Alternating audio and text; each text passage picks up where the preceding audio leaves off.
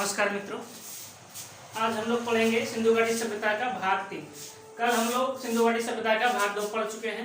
आज चलिए पढ़ते हैं सिंधु घाटी सभ्यता का भाग 3। देखिए, मिट्टी से बने हल का साक्ष्य बनवाली से मिला है। सिंधु घाटी सभ्यता में एक स्थल है बनवाली, उस बनवाली से मिट्टी से बने हुए हल का साक्ष्य सिंधु घाटी सभ्यता में बनवाली से मिला है। चावल का प्रथम साक्ष्य लोथल से मिला है।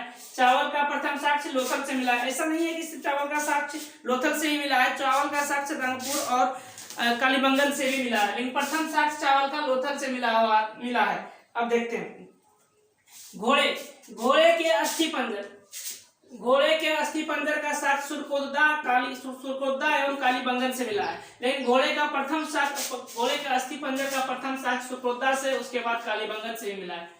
तौल की इकाई सिंधु घाटी सभ्यता में तौल की इकाई 16 के अनुपात में थी। यातायात के लिए सेंधावासी भैंस गाड़ी या बैलगाड़ी का उपयोग करते थे, यानी भैंस गाड़ी एवं बैलगाड़ी दोनों का उपयोग करते थे।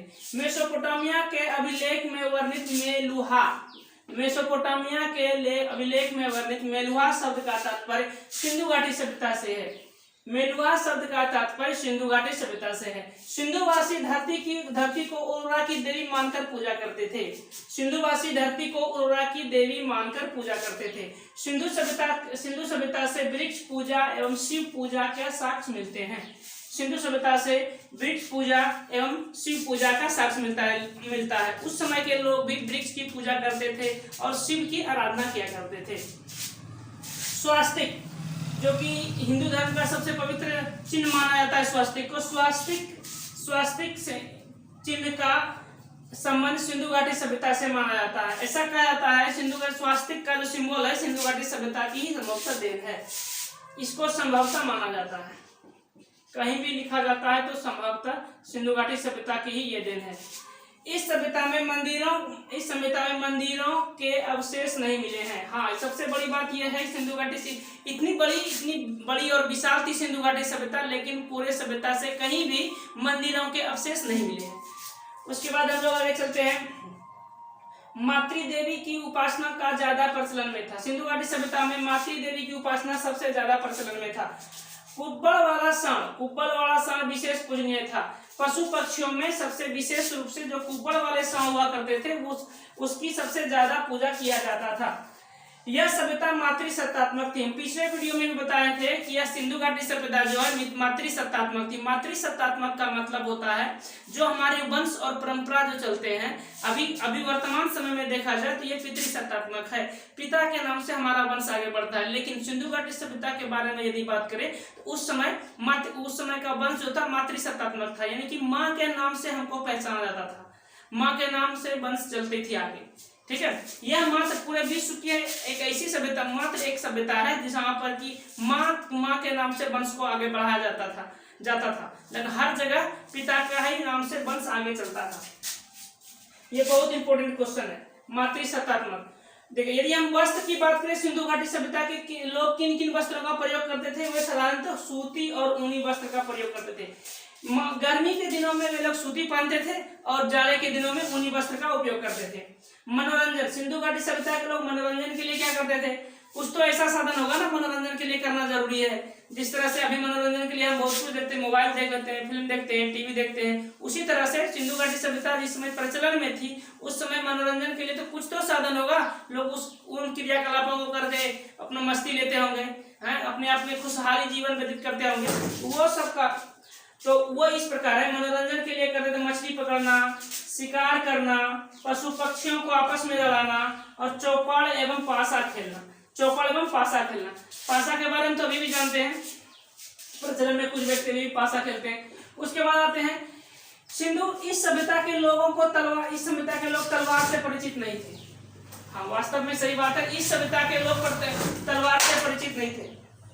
उस समय क्या हुआ था कि इस सभ्यता के लोग लोहा से ही परिचित नहीं थे। लोहा नामक ये लोहा से ही परिचित नहीं थे, तो तलवार से कहाँ से परिचित होंगे? तलवार बनते थे लोहा से, और लोहा से ही परिचित नहीं था तो इसलिए ये तलवार से भी इस सभ्यता के लोग प्रचलन में नहीं था। इससे यह जाहिर होता है कि इस सभ्यता के लोग जो थे बिल्कुल शांति प्रिय थे और न्याय प्रिय थे और मारकाट में नहीं रहते थे। कालीबंगन सिंधु सभ्यता का एक शहर का नाम है कालीबंगन। कालीबंगन का अर्थ होता है काली चूड़ियां, काली चूड़ियां। और मोहनजोदड़ो भी एक सिंधु सभ्यता का एक बहुत बड़ा शहर है। मोहनजोदड़ो का अर्थ होता है मृतकों का टीला। इस सभ्यता में, सिंधु घाटी सभ्यता में वेश्यावृत्ति एवं पर्दा प्रथा प्रचलन में थी। सिंधु घाटी सभ्यता में वेश्यावृत्ति और पर्दा प्रथा दोनों प्रचलन में थी। इस सभ्यता में शवों को गाड़ने और जलाने दोनों प्रथा प्रचलन में थी। इस सभ्यता में शवों को गाड़ा भी जाता था और जलाया भी जाता था। आग से पकी हुई मिट्टी को टेराकोटा कहते थे। इस समय आग से पकी हुई मिट्टी को टेराकोटा कहा जाता था। इस सभ्यता के विनाश का प्रमुख कारण बाढ़ रहा होगा, ऐसा अनुमान लगाया जाता है और वास्तव में हमको भी लगता है कि यही ऑथेंटिक है। बहुत सारे इतिहासकारों ने अलग अलग तर्क दिए, लेकिन सबसे ज्यादा प्रमाणिक बाढ़ को ही माना गया, क्योंकि अगर हम सिंधु घाटी सभ्यता में विनाश का सबसे बहुत सारे कारण हैं। जैसे कि नंबर पहला मान लेते हैं कुछ लोग कहते हैं महामारी से हुआ होगा या अग्निकांड के माध्यम से हुआ होगा। फिर कोई बोलता है बाढ़ से। यदि हम महामारी को माने तो महामारी एक साथ पूरी सभ्यता में फैलना ये संभव नहीं है। ऐसा नहीं हो सकता है कि पूरा सभ्यता में एक साथ ऐसी कोई महामारी आ गई कि पूरा सभ्यता का सभ्यता ही नष्ट हो जाए, ऐसा नहीं होता है कभी। दूसरी बात करें अग्नि का, तो ऐसा भी प्रचंड अग्नि नहीं हुआ होगा कि एक साथ अग्नि आए और पूरा सभ्यता को ही जला के रख कर दे। ऐसा कभी आग उठेगा कि पूरा सभ्यता का सभ्यता जल के खत्म, कोई मनुष्य ना बचे उस समय। एक शहर मान सकते हैं, 2 शहर मान सकते हैं, 3 शहर मान सकते हैं, लेकिन ऐसा नहीं होगा पूरा सभ्यता का सभ्यता ही नष्ट हो जाएगा। हाँ, यदि हम बाढ़ की बात करें तो बाढ़ से ये ऑथेंटिक है, ये हो सकता है कि कुछ ऐसे बाढ़ कभी कभी इतना विभीषक रूप धारण कर लेता है कि पूरा देश का देश चौपट हो जाता है। पूरा महादेश भी एक समाजात पता भी नहीं चलता है कि यहाँ कोई महादेश था।